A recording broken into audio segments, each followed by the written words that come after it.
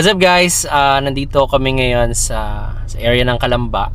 Pauwi na kami pero meron lang kami dadaanan dito just to get some pasalubong, and parang very perfect na rin kasi siyang pampasalubong yung old-fashioned donuts ni Lola Nena. So, nakikita ko lang din sa online, sa TikTok, sa YouTube, sa Facebook na masarap daw yung mga old-fashioned donuts niya.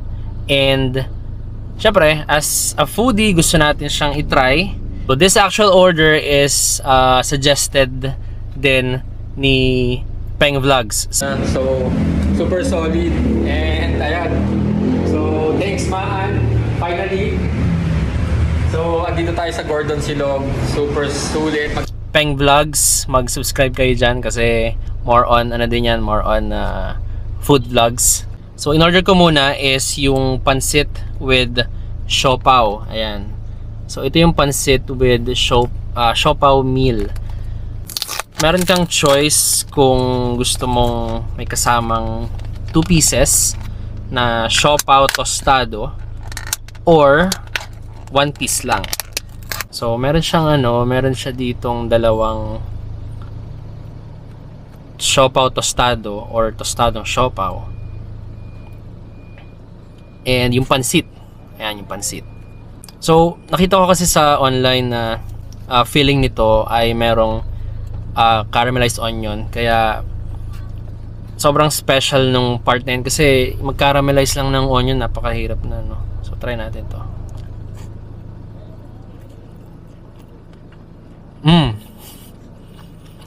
Wala pa.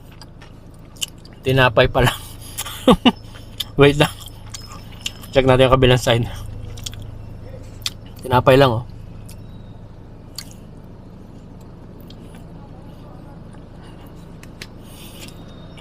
Bayam. Puro tinapay. Ayun, may konting egg na ako natitikman. So, hard-boiled egg siya. Hindi siya salted egg. Ayan, meron nakikitang laman. Nasa may side ng sa kabilang side, hindi ko nakagat. Yun. Yun na. Very soft ng bread. Saka, hindi naman maalat talaga yung filling. Medyo may konting spice pa. Siguro pepper yon. Pero, parang hindi naman talaga siya totally mahanghang or maanghang. So, parang you would get that parang spice from pepper. Pero masarap.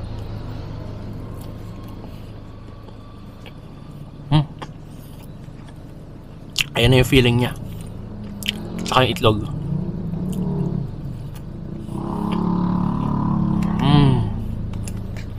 Next naman natin is yung pancit canton. So may kalamansi.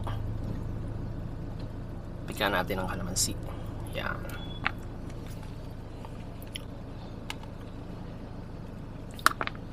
Bango ng kalamansi. Bango. Bango ng kalamansi. Okay, ito na.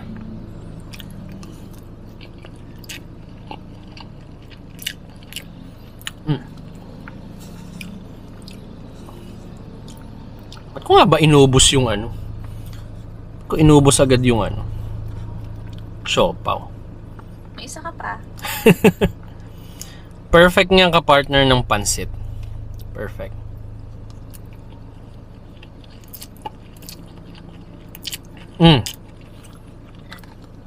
Gusto mo? Nati ko yan. Pingi Yung pa. laman.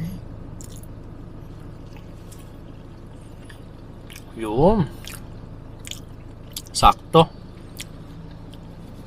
Yung pansit ay malasa na. Malasa na siya talaga. So yung pagkalasa niya, perfect siya nung nalagyan ng kalamansi.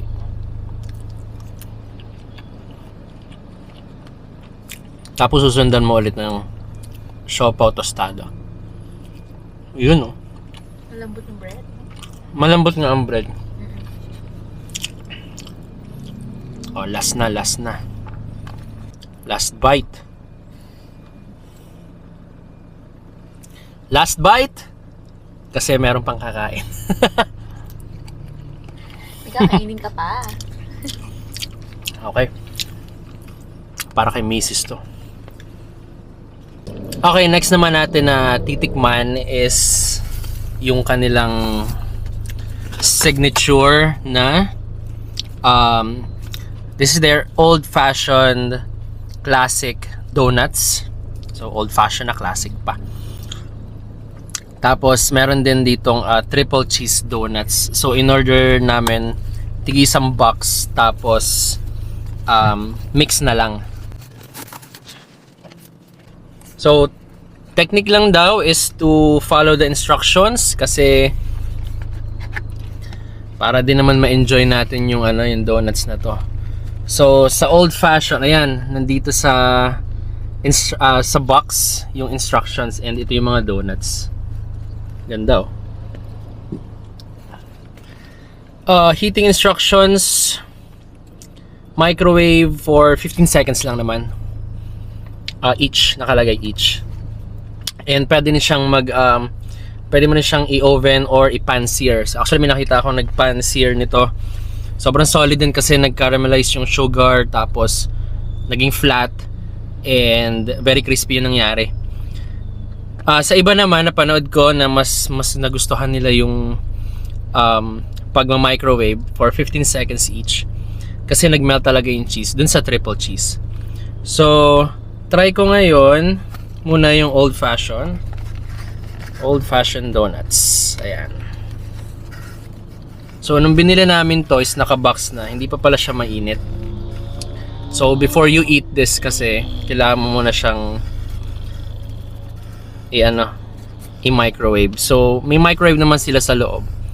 As you can see dito sa video na to, yan. Mina-microwave ko muna siya. Kasi gusto ko talaga siyang tikman na. So, I think ito yung classic. Ito yung classic donut. Base lang sa appearance, talagang maraming asukal to.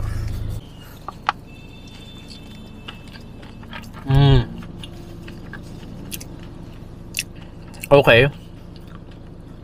Hindi pala siya classic. Ito pala yung triple cheese. Ito pala yung triple cheese. You know. May cheese sa loob. Ayan, may cheese sa loob.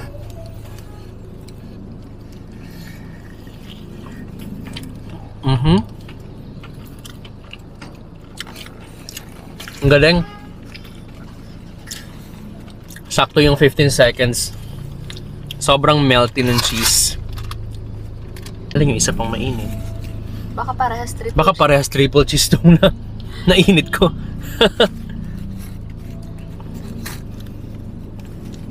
Ayan, ito naman yung isa. Na feeling ko triple cheese pa rin kasi medyo yellowish siya eh. Yung dalawang nasa una ininit mo. Ito talaga cheese, itong bigat eh. Ito, yan. Ito na lang. Mabigat ba? Lahat mabigat eh. Okay, so sabi kasi dun sa loob, yung medyo yellowish ay yun yung triple cheese. And yung hindi naman is yun yung old fashioned, yung classic. Pero yung classic, parang feeling ko pag binuksan ko, may cheese pa rin. So, siguro lahat may cheese. Tapos yung isa, times 3 lang. So, kaya siya triple cheese. So, mas madami. So, yung kanina kong natikman is I think that's the classic na may cheese na siya. And this one naman, ito yung triple cheese. So, nung hinati ko siya, nagme-melt talaga siya. And ito yung isang part niya na merong mas marami talaga ang cheese nito.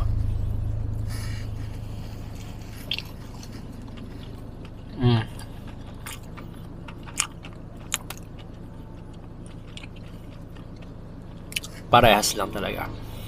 Parehas silang masarap. Promise. Kasi pinagkaiba lang talaga is the cheese eh. So I think yung old fashioned, merong konting cheese. Pero yung 3 cheese, mas marami ng cheese. Like, you expect na plain lang. Oo, in-expect ko kasi na plain lang eh. Same sila parehas, sobrang lambot. Siguro, ano lang, marami lang talagang asukal. Pero, grabe, ang lambot.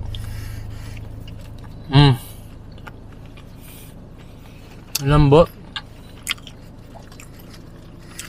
Perfect tong dessert after mong kumain ng pansit with toasted siopaw.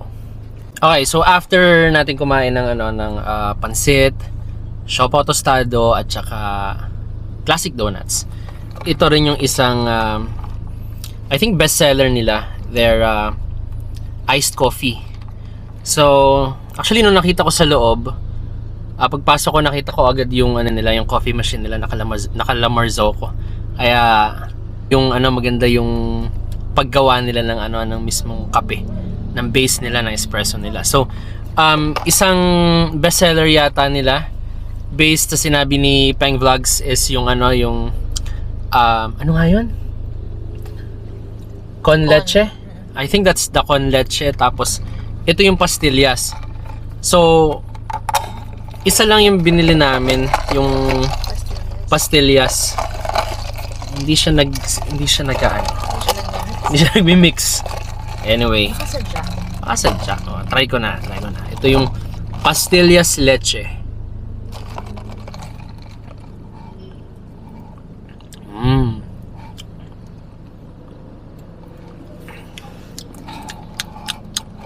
Okay. Baka iba yung lasa doon sa ibabaw. Kasi nahati yung kulay. Okay. So, hindi pa siya nagmi-mix ng ayos. Kasi yung matamis na side talaga nasa ilalim pa. Kasi mas mabigat siya. Kasama siyang syrup eh. Tapos yung coffee niya nasa taas pa. Haluin pa natin.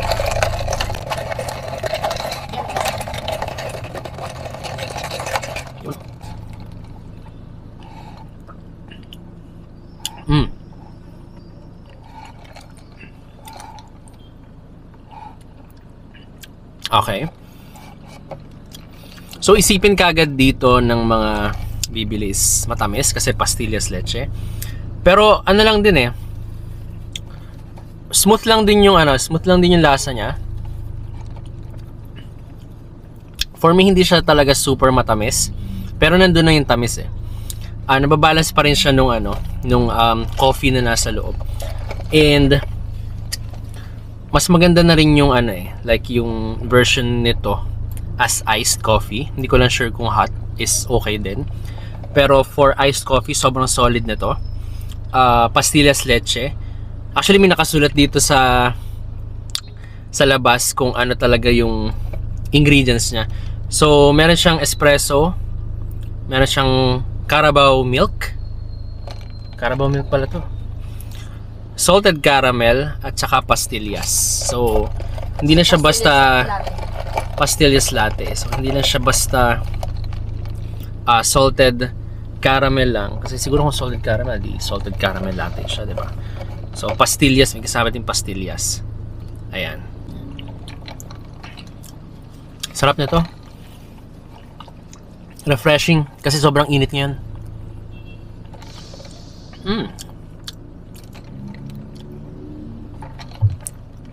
Promise, okay to. Samahan mo nito.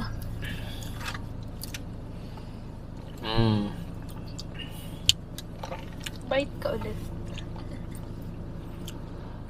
Pahingi pa ako ng donut.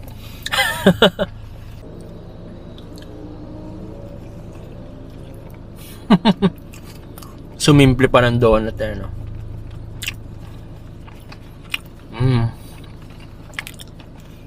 Iba talaga yung donut.